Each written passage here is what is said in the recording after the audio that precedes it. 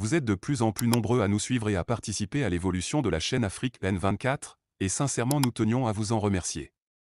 Nous lisons tous vos commentaires qui enrichissent le débat et vraiment nous vous demandons de nous soutenir, en aimant les vidéos pour une large diffusion, et pour continuer à avoir une ligne éditoriale indépendante, et vous proposer de nouvelles émissions toujours de plus en plus enrichissantes. Ne restons pas passifs, soyons actifs. Merci et à bientôt. J'en ai tellement parlé, les banques, la SNPT, tous les secteurs qu'on est en train de privatiser, j'en ai tellement parlé. J'en ai tellement parlé que je ne sais plus quoi dire. Je ne sais plus quoi dire. Togocom, j'en ai tellement parlé. Vous avez une entreprise, une société d'État qui n'a fondamentalement aucun problème. Nous sommes à l'ère où les télécommunications rapportent énormément d'argent à tous les pays. Ce n'est pour rien que les Elon Musk sont en train de conquérir l'espace. Ce n'est pour rien qu'ils sont devenus des milliardaires. Ils savent qu'en investissant aujourd'hui dans les télécoms, ce sont des secteurs porteurs. C'est des secteurs d'avenir, les télécoms. Avec l'Internet, les recherches, tout ce qui se passe aujourd'hui. Et donc, on a une société, Togocom, Togocel et Togo Télécom. Togo Télécom avec quelques soucis pour des problèmes de gestion. Mais fondamentalement, il n'y avait aucune raison qui militait à ce qu'on puisse privatiser cette société-là. Un matin, on s'est levé et puis on a décidé de vendre une partie des actions de cette société à des inconnus, des malgaches. Vous êtes une fois allé à Madagascar. Bon, c'est vrai qu'on ne voyage pas beaucoup. Mais qu'on nous dise que les gens de Madagascar, je ne dis pas que Madagascar c'est un désert, c'est rien du tout. Mais des gens de Madagascar viennent acheter une société au Togo. Quand même.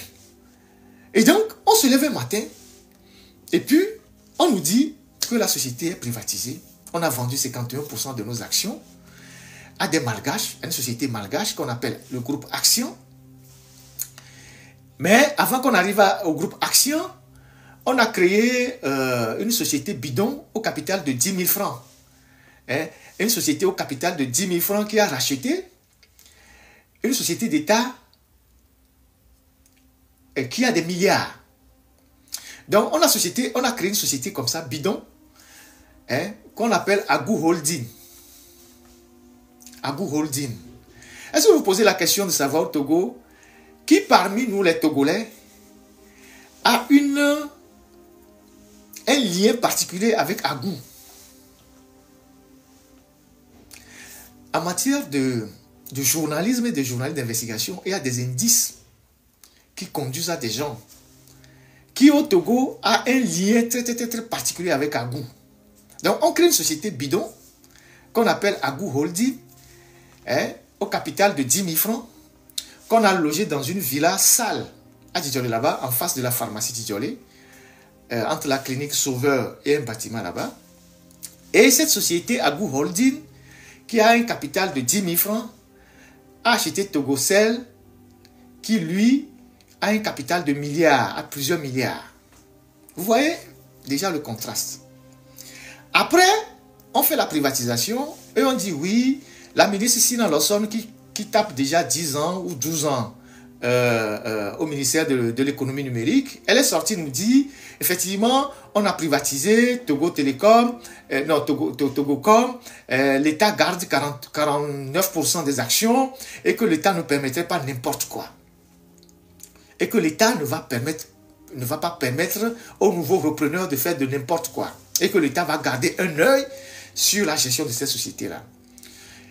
Nous sommes aujourd'hui, quelques années plus tard, à l'heure du bilan. On voit que non seulement on continue de creuser et de faire le montage financier pour récupérer l'entièreté de la société, mais on ne communique pas aux Togolais, on ne dit rien. Togo Télécom, c'est un bijou national. C'est une propriété de tous les Togolais. Comme la BTCI, comme Orabank, BTD à l'époque, comme je ne sais pas le port, comme la SNPT, comme le Clinker. Alors, si on doit privatiser cette société-là, Il faut qu'il y ait un débat national. Il faut au moins qu'on communique aux Togolais qui sont ceux qui achètent la société et quelle est la part qui revient au Togo et qui sont ceux qui détiennent les actions en réalité dans ces sociétés-là.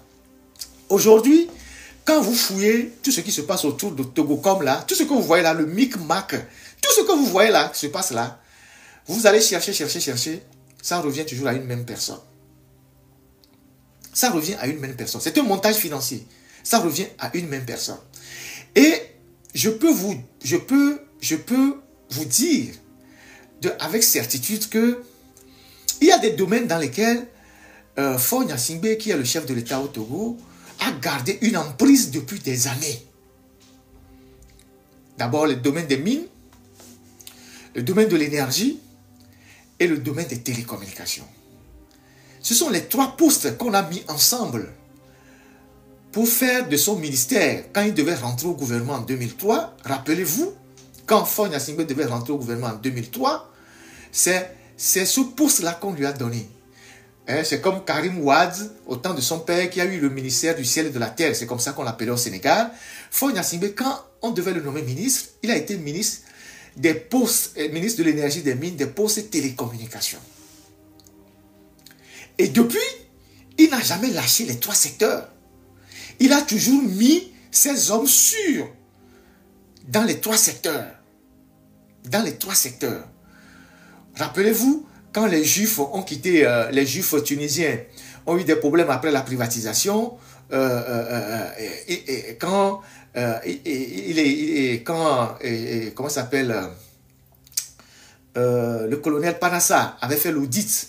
C'était l'administrateur provisoire qui a été nommé par la justice, avait fait l'audit pour montrer à Yadema que les 20 milliards des Juifs tunisiens qui ont été investis dans l'OTP qui est devenu après IFG, les 20 milliards de ces Juifs tunisiens-là, parce que moi j'avais fait un dossier à l'époque sur ce truc-là. Bon, il n'y avait pas encore WhatsApp, il n'y avait pas encore les commentaires, les politiciens de WhatsApp. J'avais fait un dossier il y a peut-être 15 ans ou 16 ans sur cette histoire de privatisation de l'OTP en IFG. Et donc, l'administrateur provisoire, Panassa, qui est, je pense, l'ambassadeur maintenant au Ghana, avait fait un audit et avait démontré à Yadema qu'en fait, l'argent, les 20 milliards que les Juifs ont investi et qui a créé après des problèmes, ont été gérés entre trois personnes, Faure Gnassingbé, Barissa Moussa Barké et Charles Debache. C'est ça la réalité. Et du coup, quand Faure est devenu président, la première des choses qu'il fait, c'est qu'il saute Panassa et il nomme son ami Charles Takou, qui est resté là-bas. Et puis après, tous ceux qu'il a nommés après sont des proches à lui. Il en est de même dans les télécommunications. Quand Faure est devenu chef de l'État, il a nommé, il a pris, bon, quand il est devenu ministre, quand il était ministre, il a remplacé Andjo Tchamdia. Il a nommé Dogbé, qui était son ami, ils ont fait ensemble Kara, puisque Dogbé, son père était Mera Kara, et puis il est devenu ministre de l'Agriculture. Dogbé lui-même, il était ministre des Postes et Télécommunications. Il a nommé Dogbé DG des télécommunications. Après, le même Dogbé est devenu ministre quand Faure est devenu président. Et donc, les télécommunications, Faure ne les a jamais lâchées. Et donc, derrière tout ça, derrière tout ce qui se passe là, Agou Holding, Action, je ne sais quoi, Togocom et maintenant Yas, quand vous fouillez, c'est comme les poupées russes. Hein. Les poupées russes, à chaque fois que vous enlevez un, vous trouverez d'autres et à la fin, vous voyez le vrai visage de celui qui est derrière. C'est ça la réalité. Donc, ce sont des bijoux de famille qu'une personne manipule comme il veut. Il n'a de compte à rendre à personne. Malheureusement, quand on en parle, quand des journalistes comme nous et bien d'autres, on en parle, les acteurs, que ce soit de la société civile ou les hommes politiques qui devaient interpeller l'État, le gouvernement ou le régime pour dire mais pourquoi vous vendez à moindre frais ce qui appartient à nous tous? Pourquoi vous bradez les richesses de la République? Qui sont les actionnaires de ces sociétés-là? Pourquoi vous privatisez? Il s'est passé quoi? Vous ne verrez personne réagir.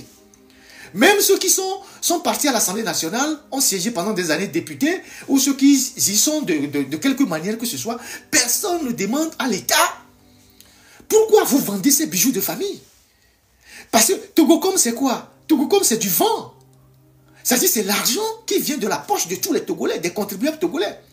Mais l'Internet qu'on vous vend là, ça vient d'où?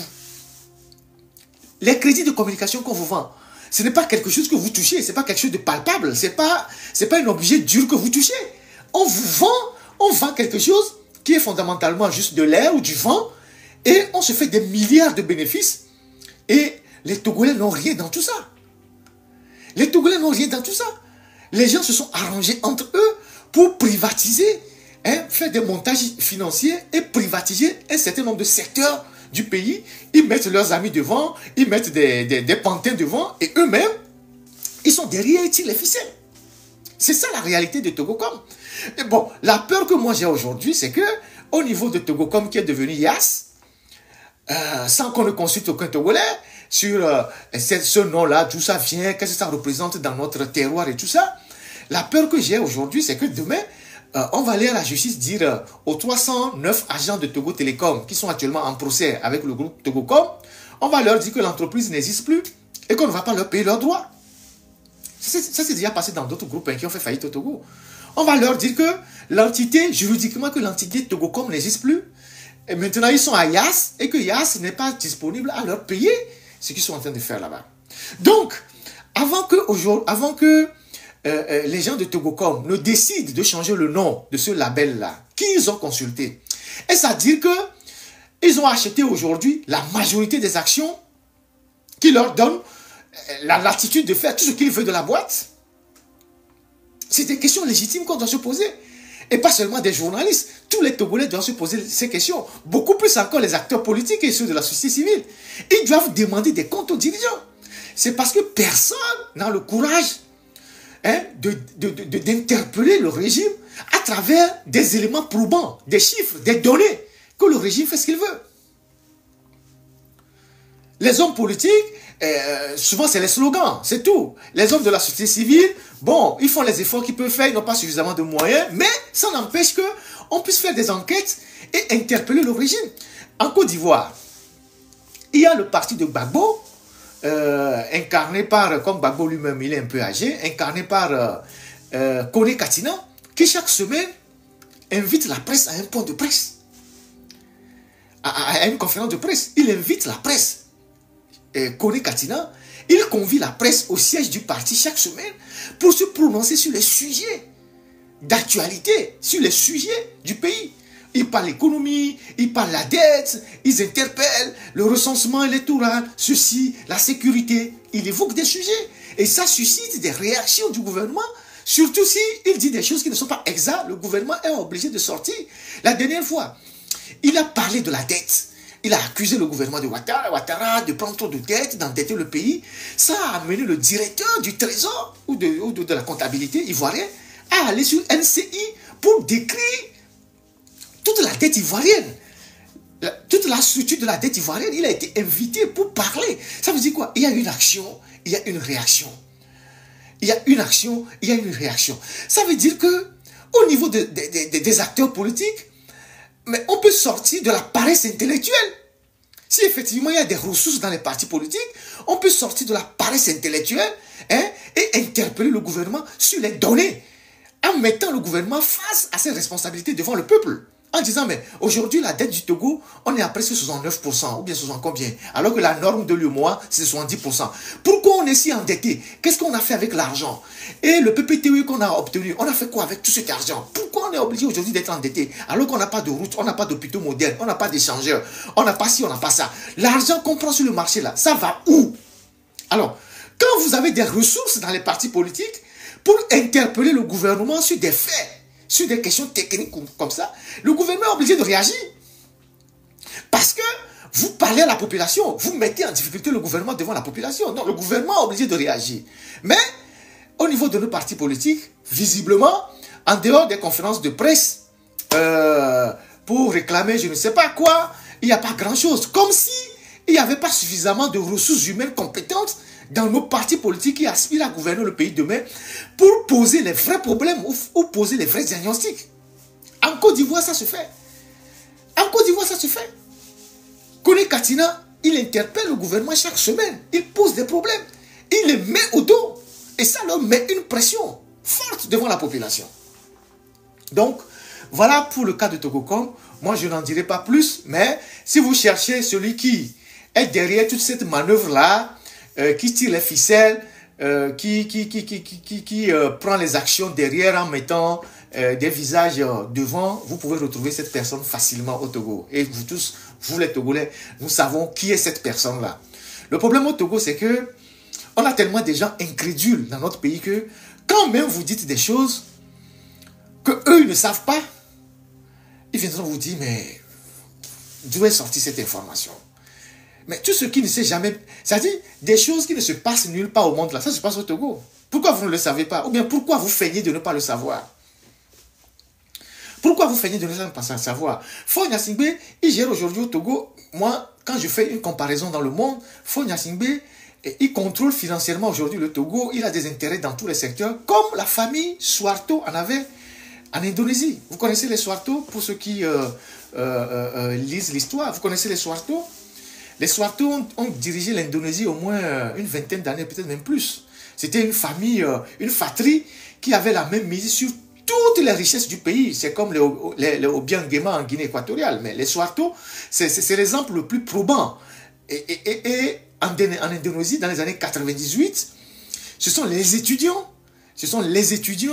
qui ont fait tomber le régime de Suharto. Les étudiants étaient dans la rue. Moi, je me rappelle à l'époque, voilà, moi, je me rappelle à l'époque, quand nous, on faisait des manifestations au Togo, sur le campus et dans les rues, on se référait aussi aux étudiants en Indonésie qui étaient dans la rue pour demander la chute du régime de Suharto parce que la famille Suharto avait la même mise sur tous les pans entiers de l'économie du pays. Ces garçons, ces filles, ils ont des actions partout. La famille, la maman, le papa et tout, et tout, et tout.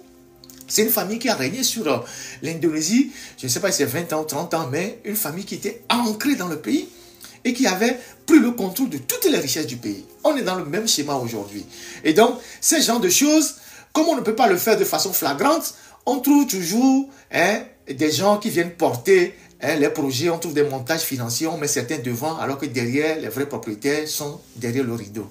Voilà ce que je voulais dire sur le cas de Togocom. Et je pense que ceux qui ont des oreilles ont certainement compris ce que je veux dire par rapport à celui qui fait de ces boîtes-là sa propriété peut-être privée. Voilà ce que je voulais dire. Sinon, il n'y a rien, il y a rien, il y a autre chose que, il n'y a pas autre chose que ça. Vous pensez que c'est pour rien du tout que Sina Lawson est là-bas au ministère depuis 10 ans, elle ne bouge pas? Vous pensez que c'est pour rien qu'elle est là-bas? Elle veille sur des intérêts. Elle aussi, elle a sa part, mais elle veille sur des intérêts. Elle n'est pas la plus intelligente du Togo. Elle n'a pas bougé de poste depuis des années. Et c'est elle qui... Son ministère, même personne ne lui dit ce qu'elle doit faire. Je pense qu'à un moment donné, elle n'avait ni secrétaire général, ni directeur de cabinet. Elle avait renvoyé tout le monde. Je ne sais pas si entre-temps, on a nommé d'autres commis de l'État dans son ministère. Elle sous-traitait toutes ces choses avec certains Togolais amis à elle dans la diaspora, des gens qui quittent la France, l'Angleterre, qui venaient vendre les logiciels, qui font les affaires avec le régime. Il y en a certains qui sont là, qui ont des intérêts dans le régime, qui passent discrètement. Vous ne pouvez pas imaginer de qui ces gens-là sont. Un jour, je vous exposerai certains sur la toile. Vous allez voir que des gens viennent vendre des logiciels à Lomé, faire des affaires, prendre leur part, traite avec le régime, et puis après, ben voilà, il se cache après pour dire que non, voilà, quoi. Donc, Sina Lawson, elle n'est pas là-bas pour rien. Elle est là pour un objectif bien précis. Donc, les télécoms, c'est aujourd'hui un secteur assez porteur. C'est un secteur assez porteur. Et ne serait-ce que les télécoms, les milliards que génèrent aujourd'hui les télécoms auraient pu en partie servir aussi à faire beaucoup de choses au Togo, à moderniser les infrastructures, à faire beaucoup de choses. Mais bon, la gestion opaque est passée par là. Likez la vidéo si ce n'est pas déjà fait. Laissez aussi votre point de vue en commentaire. Abonnez-vous et cliquez aussi sur la petite cloche de notification pour ne rien rater de nos prochaines vidéos. N'oubliez pas de partager aussi la vidéo et de la liker.